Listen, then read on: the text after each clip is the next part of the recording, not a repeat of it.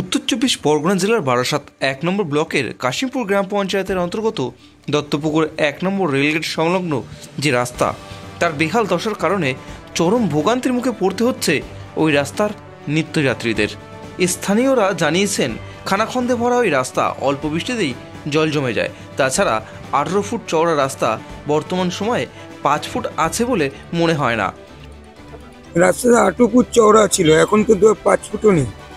এই রাস্তার এক প্রান্তে ৩৪ নম্বর জাতীয় সড়ক সন্তোষপুর মোড় ও অন্য এক প্রান্তে ৩৫ নম্বর জাতীয় সড়ক দত্তপুকুর হাটখোলা মোড়ে গিয়ে মিশেছে।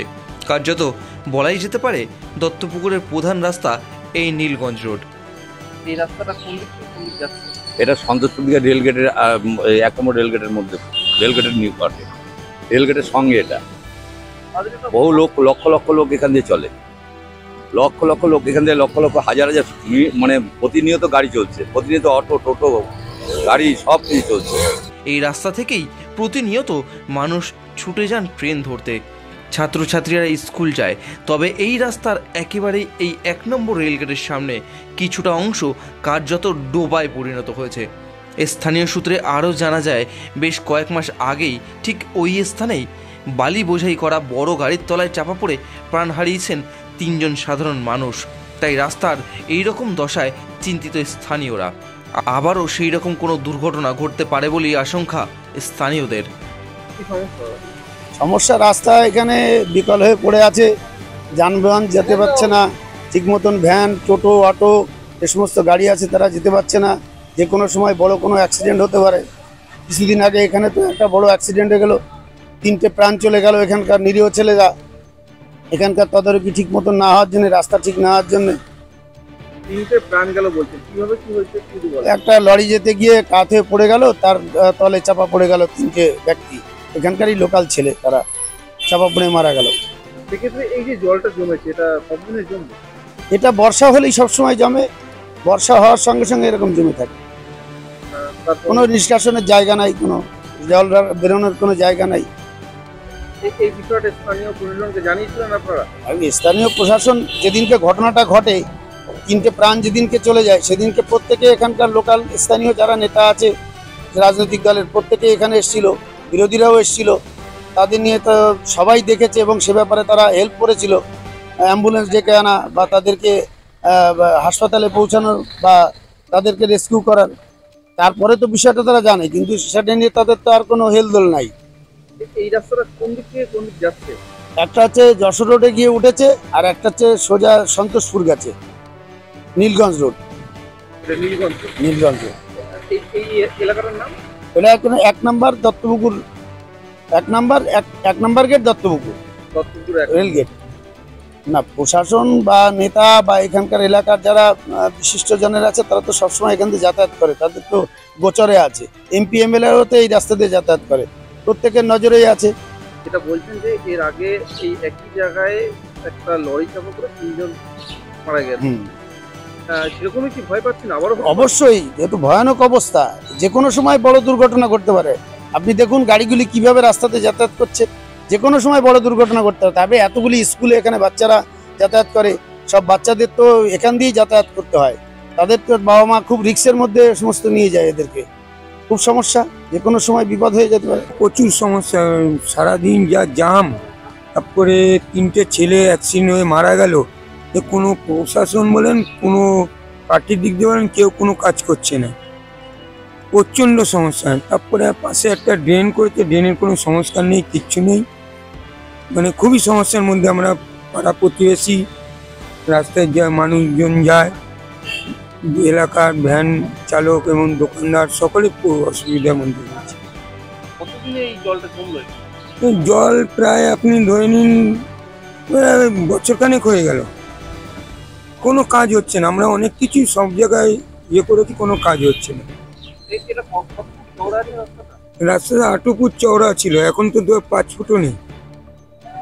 একেবারে রাস্তার মধ্যেখান দেখা যাচ্ছে যেখানে জলটা জমে রয়েছে, তাহলে কি যাতায়াত করতে কতটা খুবই অসুবিধা হচ্ছে। তারপরে এখানে স্কুলের বাচ্চারা যায়, খুবই অসুবিধার মধ্যে। বিরাট সমস্যা এখানে, যে গর্ত, এর আগে ৩ জন মারা গেছে, তারপরে আগামী দিনে যে দুর্ঘটনা ঘটবে না এমন কোনো কথা আছে? যখন তখন দুর্ঘটনা ঘটবে, কোনো সুচ নেই কারুর। এই পুকুরের মধ্যে মারা গেছে বলতে আগের 3 জন তো কিছুদিন আগে মারা গেল, মাস 3 আগে মারা গেল। এই গর্তের জন্য লরি কাত হয়ে গিয়ে পড়ে গিয়ে মারা গেল এখানে। এই যে পরিস্থিতি রাস্তা এই বিষয়টা খুব বেহাল। প্রশাসনের দিকে আমরা ইয়ে করতে চাই যে খুব তাড়াতাড়ি যেন এটা ঠিক হয়। তাহলে এই পরিস্থিতি হলে পরে আগামী দিন হবেই হবে, এমন পরিস্থিতি রাস্তার বেহাল অবস্থা। এখানে পুকুরের মতো হয়ে গেছে, পুকুর নদীর বলা যায় এটাকে। এটা মেন রাস্তার মধ্যে এটা সম্ভব? বহু লোক, লক্ষ লক্ষ লোক এখান দিয়ে চলে, লক্ষ লক্ষ লোক এখান দিয়ে, লক্ষ লক্ষ হাজার হাজার মানে প্রতিনিয়ত গাড়ি চলছে, প্রতিনিয়ত অটো টোটো গাড়ি সব কিছু চলছে, তার মধ্যে কোনো বেহাল নেই। স্কুলের গাড়ি, স্কুলের বাচ্চা কাচ্চা সব, মেয়ে লোক, বহুত মহিলারা অসুবিধা পড়ছে। 3টে মহিলা পড়ে গেছে জলের মধ্যে। হ্যাঁ, গর্ত বোঝাই যাচ্ছে না, এমন অবস্থা। আমরা পঞ্চায়েত প্রশাসন কিন্তু তারা তো সর্বক্ষণ দেখছে এটা কি চোখে আঙুল দিয়ে দেখাবার জিনিস? প্রতি লোক যাচ্ছে, সবাই দেখতে পাচ্ছে তো, এটা কোনো হস্তক্ষেপ নিচ্ছে না। আজকে দীর্ঘদিন ধরে চলছে এই অবস্থা। আমরা চাইছি রাস্তা খুব সুন্দরভাবে নির্মাণ হোক, এটা ভালো মতো হোক, লোক যেন যাতায়াত করতে পারে, গাড়ি ঘোড়ার জন্য পুরো দুর্ঘটনা না ঘটে, সবাই সেটা চায়। মানুষ চলে গেলে তো মানুষ ফিরে আসে না। এই যে 3 জন চলে গেছে, ফিরে এসছে? ফিরে তো আসেনি। আবার যে কালকে হবে না ঘটনা কে বলতে পারে, কিন্তু কারোর কোনো হেলদোল আছে? এটাই বলতে চাইছি। তবে এই রাস্তার প্রসঙ্গে কাশিমপুর গ্রাম পঞ্চায়েতের শিল্প ও পরিকাঠামো দপ্তরের সঞ্চালক তপন কুমার মাঝি তিনি কি বলছেন, আসুন সেটা একবার শুনে নেওয়া যাক। হ্যাঁ, ইদানিং বেশ কিছুদিন ধরে যেভাবে অনবরত বৃষ্টি হচ্ছে, এখানে প্রচুর নিচু জায়গায় এ ধরনের জল মানে জমেই চলেছে। এটা বার হওয়ার কোনো জায়গা নেই। এটা আমাদের নজরে এসে, যে কথাটা আপনি বলছেন যে 1 নম্বর গেটের সামনে যে জায়গাটা, আমাদেরও নজরে এসছে। বেশ কিছু মানুষ আমাদেরকে বলেছ। তা আমরা ইতিমধ্যে সমস্ত বোর্ডে, পঞ্চায়েত প্রধান সহ সমস্ত বোর্ডে আলোচনা করেছি। বিষয়টা নিয়ে আমরা অতি শীঘ্রই রেলের সাথে আমরা বসে যাতে উক্ত সমস্যার সমাধান কীভাবে করা যায় সে ব্যাপারে আমরা এগোবো। স্থানীয়রা আরো দাবি করছেন যে কিছু মাস আগেই এখানে একটা বড়সড় দুর্ঘটনা ঘটে, একটা বড়সড় গাড়ি চাপা পড়ে 3 জন মারা গেছে। এই জায়গাটা থেকে তাদের দাবিতে স্থানীয় সদস্য বা স্থানীয় পঞ্চায়েত প্রশাসন তারা ওখান থেকে যাতায়াত করছে, কিন্তু তারা কোনো খেয়াল রাখছে না, খেয়াল রাখা না, আমরা রাখছি না, এই কথাটা বলা ভুল। আমরা প্রতিনিয়তই খেয়াল রাখি।